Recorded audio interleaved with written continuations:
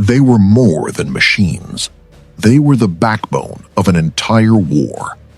From Sherman tanks and self-propelled guns to supply trucks, half-tracks, and amphibious carriers, these vehicles carried armies across some of the harshest terrain on Earth. In Korea, steep mountains, frozen roads, deep mud, and constant artillery fire pushed every machine to its limit. Some vehicles were already outdated when the war began. Others arrived just in time to change the balance on the battlefield. Together, they shaped the movement, firepower, and survival of the forces fighting from Pusan to the Yalu. These are the vehicles of the Korean War. First up, light tanks. M-24 Chaffee. This was among the first American armored vehicles to face the North Korean advance in 1950. It was fast, mobile, and useful for reconnaissance. But against the T-34, it was badly outgunned and out-armored. Even so, it bought precious time during the desperate early weeks of the war. M3 Stuart. Already obsolete by the time Korea erupted, the Stuart still found a role in scouting and liaison duties. Its light weight and speed kept it useful, even if it had little chance in a direct tank fight. M5A1 Stuart. A later Stuart variant, it served in secondary roles where mobility mattered more than armor. In Korea, that often meant screening, patrol work, and supporting formations that needed a fast-tracked vehicle. Now, medium tanks. M4A3E8 Sherman. The Easy-8 gave UN forces a much better chance against North Korean armor. Its improved suspension and high-velocity 76mm gun made it one of the most effective American tanks in the conflict. M4A3 105mm Sherman. While not designed primarily for tank-versus-tank combat, this version excelled in direct fire support. In the hill fighting and fortified positions that defined much of the war, its howitzer was a powerful weapon. M26 Pershing. Rushed into Korea to counter the T-34, the Pershing brought a 90mm gun that could defeat any North Korean tank. It helped end the brief period when communist armor held the upper hand. M46 Patton. An improved development of the Pershing, the M46 became one of the preferred UN medium tanks. Its mechanical upgrades made it better suited to Korea's punishing terrain. T-34/76. Early versions of the T-34 appeared with North Korean forces during the initial invasion. Their sloped armor and solid mobility made them highly dangerous against the lighter American vehicles first sent into combat. T-34/85. This was the tank that shocked UN forces in 1950. Its 85mm gun outclassed much of the armor initially deployed against it, and in the opening phase of the war, it helped drive South Korean and American units into retreat. The T-34's early success forced Washington to respond with heavier armor, including the M26 and later the M46. Next, heavy tanks. Centurion Mark III. British crews proved that the Centurion was one of the finest tanks in Korea.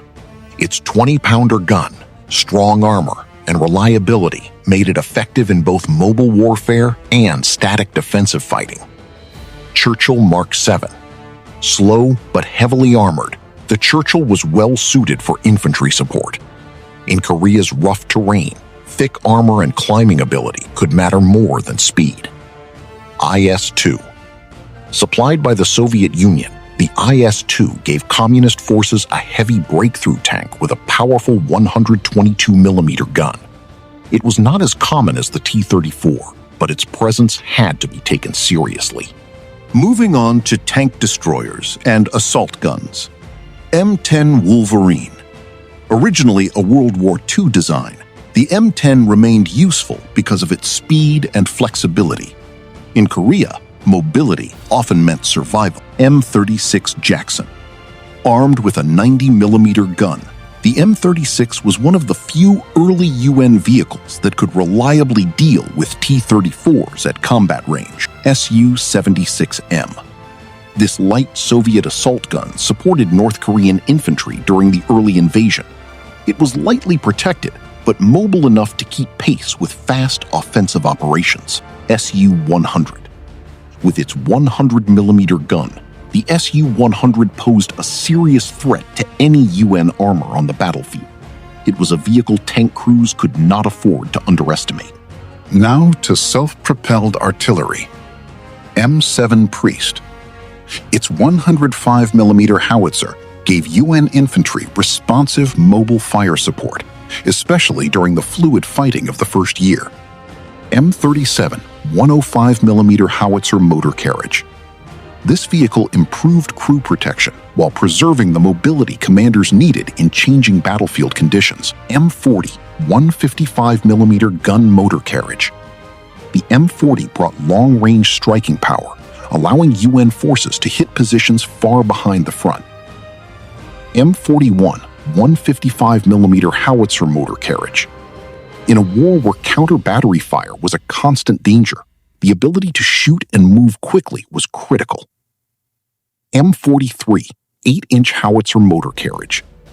Used against some of the hardest fortified positions of the war, the M43 delivered massive firepower when ordinary artillery was not enough. ISU-122 and ISU-152. These heavy Soviet assault guns gave communist forces major striking power against strong points and defensive positions. Next, self-propelled anti-aircraft vehicles. M15 combination gun motor carriage. Armed with a 37mm gun and machine guns, it protected columns and ground formations from low-level air attack. M16 multiple gun motor carriage. With 4 50 caliber machine guns, the M16 became feared not just for anti-aircraft work, but for its devastating effect on infantry. M19 gun motor carriage. Its twin 40mm guns were effective against both aircraft and troop concentrations. M42 Duster. Introduced late in the war, the Duster combined mobility with heavy anti-aircraft firepower and proved just as deadly against ground targets. Now, armored carriers and half-tracks. M2 half-track. Agile and compact, it handled reconnaissance and towing duties on the narrow mountain roads that dominated Korea. M3 half-track. This was the primary armored infantry carrier for many UN forces, moving rifle squads through terrain wheeled vehicles often struggled to cross. M5 and M9 half-track. These variants supported Allied and UN formations, carrying troops, supplies, and equipment through difficult conditions. Universal carrier. Used by British and Commonwealth forces, this small tracked vehicle was ideal for moving weapons teams and supplies across steep or narrow ground. M75 armored personnel carrier. Introduced during the Korean War, it represented a major step toward the modern fully tracked APC. BTR-40 and BTR-152. Supplied to communist forces, these armored carriers gave North Korean and Allied troops mobile protection and transport capability. Continuing with armored cars. M8 Greyhound.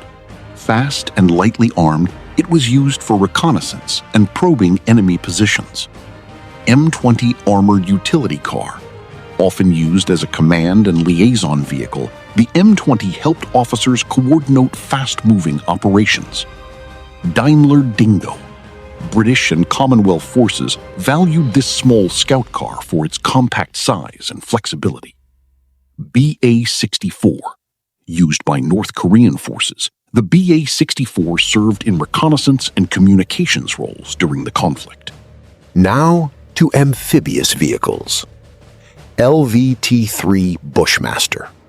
This vehicle played an important role in landing troops during amphibious operations, including the Incheon landing that transformed the course of the war. LVT-4. Its rear ramp made troop deployment faster and safer under fire. LVT-A4. Armed with a howitzer, it provided direct fire support during amphibious assaults. Duck. Essential for moving cargo from ship to shore, especially where port facilities were limited or destroyed. Ford GPA. This amphibious Jeep gave forces a way to cross rivers and water obstacles when bridges were unavailable. Next, tactical and utility vehicles. Willys MB Jeep. No vehicle symbolized wartime mobility more than the Jeep. In Korea, it carried commanders, messages, weapons, and supplies over roads that barely deserved the name. Ford GPW. Functionally similar to the Willys, it served interchangeably across the battlefield. Dodge WC Series. These trucks carried ammunition, medical gear, radios, and personnel through brutal terrain and weather. Dodge M37. As a newer generation utility truck, it served in command, ambulance, and cargo roles. Land Rover Series 1. Used by Commonwealth troops, it proved highly practical in tough off-road conditions. GAZ-67 and GAZ-69. These Soviet utility vehicles gave North Korean forces their own rugged equivalents to the Jeep. Then came motorcycles. Harley-Davidson WLA. Used by military police and dispatch riders, it remained a useful machine for rear area movement and communications. Norton 16H. British dispatch riders relied on it for message carrying and liaison work. BSA M20. Simple, rugged, and dependable, it was well suited for austere wartime conditions. M72. Used by communist forces, often with a sidecar, it supported reconnaissance and communications. Now, the trucks that kept the war moving. GMC CCKW 2.5-ton 6x6. The famous Deuce and a Half was the logistical backbone of UN operations, carrying everything from food and fuel to ammunition and replacement parts. M34 and M35 2.5-ton 6x6. These trucks represented the next generation of tactical transport, designed for endurance and flexibility in harsh conditions. M135 2.5-ton 6x6. Its automatic transmission reduced driver fatigue on long supply runs. Studebaker US-6. Though a World War II-era design, it remained valuable in support roles. Chevrolet G506. Smaller than heavier cargo trucks, it could reach positions that larger vehicles could not.